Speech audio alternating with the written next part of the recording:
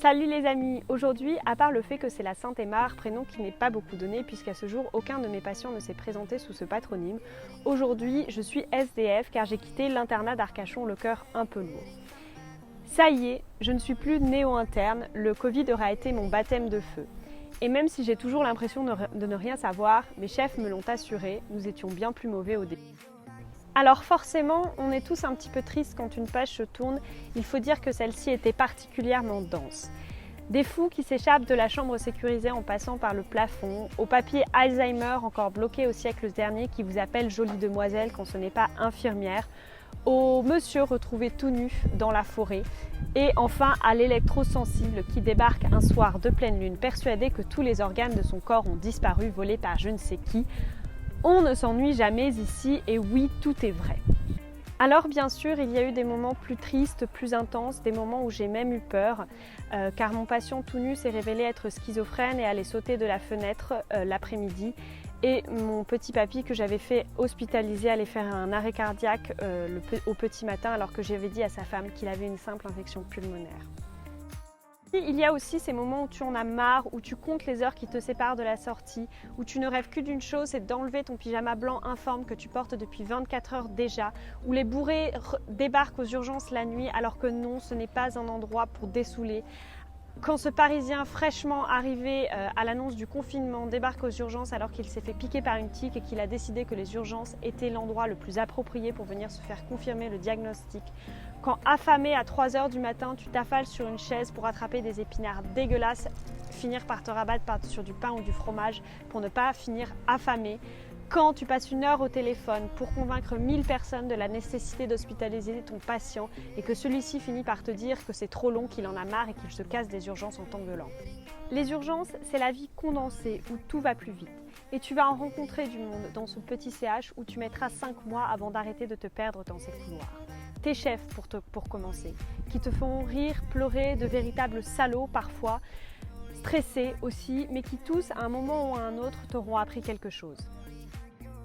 Il y a celui qui se met à danser en pleine nuit, musique électro en fond, celle que l'on appelle maman, toujours de bonne humeur, qui apporte des chips, celui que tout le monde admire, un saint patrie parmi nous, celle à qui tu peux tout dire, à part son âge, l'hyperspeed de promo qui s'active partout et qui viendra chanter Baby Shark à l'enfant que tu es en train de suturer, celui qui ne parle que de surf quand ce n'est pas de ski dans les autres CH, ces militaires adorables qui te montreront comment remettre une épaule luxée, cet interniste calme, parfois la seule à réfléchir au milieu de ses excités de collègues qui ne pensent qu'à l'adrénaline, et enfin celui qui envoie des photos de fesses à ses collègues. Et oui, c'est partout pareil. C'est dans la nuit profonde, quand l'hôpital s'endort, que les langues se délient, que tu apprends à les connaître, que tu écoutes leurs histoires de vétérans, un sourire au bout des lèvres. Inventent-ils? Probablement en partie, mais qu'importe, ils t'ont fait rêver. Nous étions tellement jeunes, nous sommes tellement jeunes. Ce premier semestre, c'était avoir l'impression que tout pouvait être formidable, que tout était à découvrir. Comme l'a dit mon chef, nous n'avons pas encore abandonné nos rêves, ou comme l'a dit mon co-interne, nous n'avons pas encore abandonné nos vues sur les copines de nos mères, ou dans mon cas, sur les spés de l'hôpital. Tout est encore possible, et c'est avec ce sentiment de puissance que je repars de cet endroit.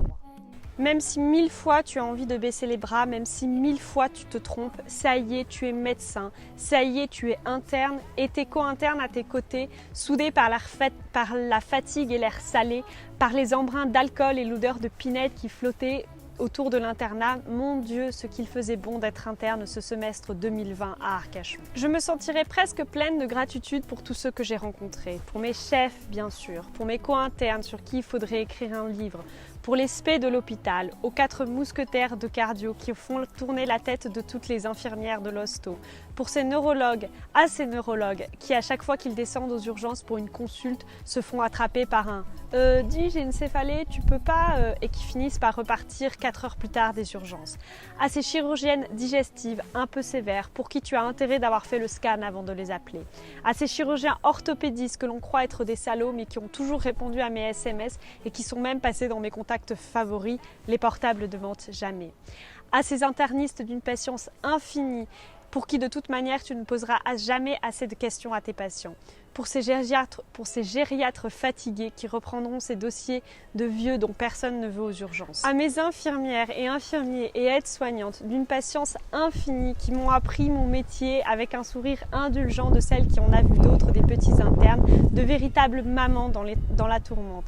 À ces brancardiers qui n'hésitent jamais à mettre leurs muscles à ton service, à ces agents d'accueil qui, j'en suis sûre, ont pris un malin plaisir à me réveiller à 5 h du matin pour me dire que douleur testiculaire venait d'arriver. Oh oui, que je rêvais d'aller palper des couilles avant de boire mon café. Alors, merci à tous. SDF à Arcachon pour quelques heures encore, je pense à vous. Vous nous oublierez vite, mais pas nous. On n'oublie pas ces premières fois. Petit CH d'Arcachon, tu me manqueras, ce n'est pas la taille qui compte, on l'a assez répété, et tu étais bien assez grand pour éblouir mes yeux de jeune interne.